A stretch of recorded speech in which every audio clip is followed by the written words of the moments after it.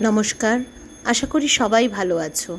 আজকে সোমবার, ভাবলাম সকাল থেকেই মনটা খুব করছিল আজকে আমি নিজের হাতে শিবলিঙ্গকে একটু আহুতি দেব। অর্থাৎ আম, যে বিভিন্ন পদ্ধতির মাধ্যমে, বিভিন্ন উপাচারের মাধ্যমে শিবলিঙ্গের যে হয়, স্নানাভিষেক হয়, সেটা আমি করার খুব ইচ্ছে ছিল, পারলাম। এটা শুধুমাত্র ভগবান ছাড়া, ভগবানের আশীর্বাদ ছাড়া এটা সম্ভব নয়।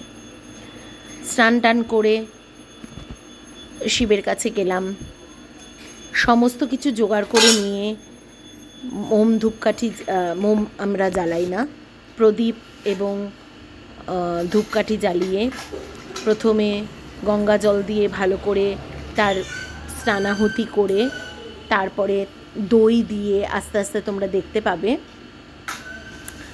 দই দিয়ে, গঙ্গা জল দিয়ে, মধু দিয়ে, ডাবের জল দিয়ে, সমস্ত কিছু দিয়ে যতটা পেরেছি। আমি জানি না, আমি পুরো পুজোর আহুতিটা আমি জানি না, পুরো পুজোর পদ্ধতিটা আমি জানি না।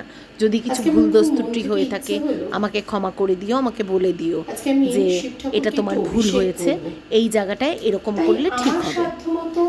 তো তারপরে সমস্ত জোগাড় যান্ত্রিক করে নিয়ে, ফল প্রথমে একটু সমস্ত কিছু করে নিয়ে তারপরে আমি শুরু করলাম গঙ্গা জল দিয়ে পুজোর আয়োজন করা। অভিষেক শুরু করলাম আমি দই, প্রথমে গঙ্গা জল, তারপরে দই, তারপরে জানো তো ভীষণ জাগ্রত, ডাবের জল, মধু, তোমরা দেখতে পাবে। এরপরে আরও আমার ঠাকুর আছে, প্রত্যেকেই আমার ঠাকুর প্রচণ্ড জাগ্রত, প্রচণ্ড জাগ্রত। আমার ছেলের একটা ভেরি রিসেন্ট প্রমোশন হয়েছে, সেই জন্য ঠাকুরকে একটা থ্যাঙ্কস জানানো, আর কিছু না। আমি তো অন্য কোনোভাবে বলতে পারবো না, তাই তাকে একটুখানি থ্যাংক ইউ বললাম, আর কিছু না। এটাই আমার ভালো লাগে গো। তো তারপরে শুরু করলাম আমি এই বিভূতি এই আমি যেগুলো করব, আমি শুধুমাত্র সেগুলো ছোট ছোট শিবের যে লিঙ্গের, তোমরাও প্রত্যেকে এসো, এখানে প্রচন্ড জাগ্রত মন্দির, স্নানাভিষেক, সেটা আমি শুরু করলাম। দেখতেই পাচ্ছ তোমরা, দই, দুধ, পুরোটা আমার দেখানো সম্ভব হয়নি, ডাবের জল, মধু, সমস্ত কিছু। এরপর কদিন বাদে তোমরা দেখতে পাবে আমাদের বিপত্তারিণী পুজো, সেখানেও তোমরা দেখতে পাবে প্রচুর লোকের ভিড়। আমাদের মন্দিরটা খুব ছোট, কিন্তু প্রচুর লোকের ভিড়। এই দেখো আমি মধু দিয়ে স্নানাভিষেক করাচ্ছি। এরপরে আমি ডাবের জল দেব, দুধ দেব, গঙ্গা জল দেব, তারপরে পরিষ্কার জল দিয়ে ভালো করে শিবের গাটা ভালো করে মুছিয়ে দিয়ে, কারণ দেখো আমাদের গায়েও যদি চ্যাটচ্যাটে পড়ে কিছু, তখন আমাদেরও অস্বস্তি লাগে।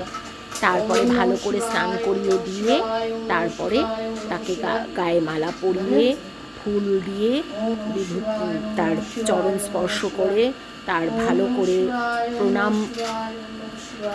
প্রণামটা আমি অ্যাজ ইফ এখানে থ্যাংক ইউ হিসেবেই বলছি, করে তারপরে 5 রকম ফল দিয়ে আমি পুজো আমার সারার চেষ্টা করলাম। কতটা পেরেছি আমি জানি না, যদি ভুল দস্তুটি হয়ে থাকে আবারও আমি বলছি, আমাকে একটু ক্ষমা করে দিও তোমরা। আমি যতটা পেরেছি চেষ্টা করেছি গো। এই মালা দিয়ে একটু ফুল, নীলকণ্ঠ ফুল, অবশ্যই জবা ফুল দেওয়া যায়,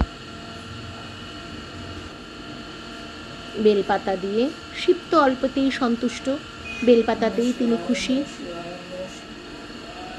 নীলকণ্ঠ ফুল দিয়ে আমি সাজালাম, আবার একটুখানি জল দিয়ে, আমার মনে হচ্ছিল আরও গায়ে লেগে লেগে আছে, দই দুধ লেগে আছে, আরও আমি একটুখানি দুধ দিয়ে, জল দিয়ে, প্লেন জল, এখানে কোনো গঙ্গা জল আমি দিইনি, প্লেন জল দিয়ে আমি পরিষ্কার করে দিয়েছিলাম।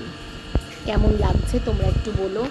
এরপরে যখন বিপত্তারিণী পুজো হবে, এরপরে তো মহাবীর জয়ন্তী আছে, লোকনাথ বাবার পুজো আছে, সব তোমাদের একে একে দেখাবো। ভালোও লাগবে তোমাদের। আমার তো নিজের স্পেশালি খুবই ভালো লাগে। একটু আরতি করলাম, কিছুক্ষণ বসে ঠাকুরের কাছে অনেকক্ষণ বসে রইলাম। একটা যে অদ্ভুত শান্তি, অদ্ভুত মনের যে কিছু চাইলাম না আমি ঠাকুর কাছে, শুধু আমি থ্যাংক ইউ, গ্র্যাটিটিউডটা চাইলাম যে ভগবান তুমি আমাকে যা দিয়েছো অনেক দিয়েছো, অনেক।